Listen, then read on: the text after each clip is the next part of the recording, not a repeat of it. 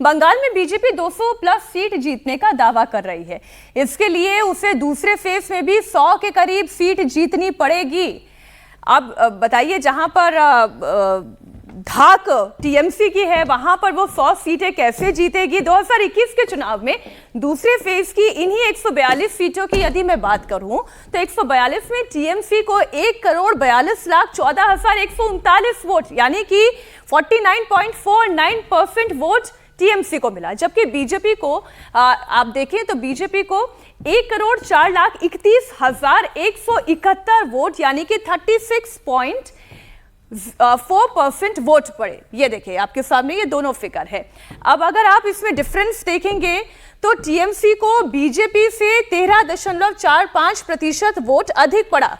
SIR के बाद आप देखिए 12,40,873 नाम काटे जा चुके हैं। तो पहला सवाल तो यही इससे जुड़ा हुआ कि क्या इसका लाभ मिलेगा।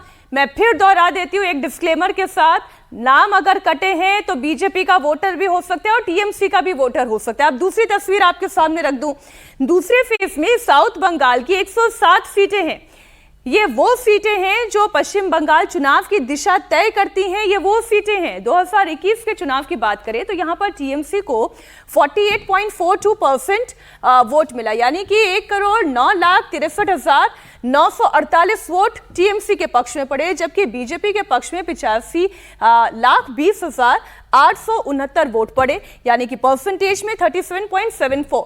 टीएमसी को बीजेपी से 10.68% वोट अधिक मिले और एसआईआर के तहत डिलीशन जब आप देखते हैं तो 10,63,727 नाम काटे जा चुके हैं।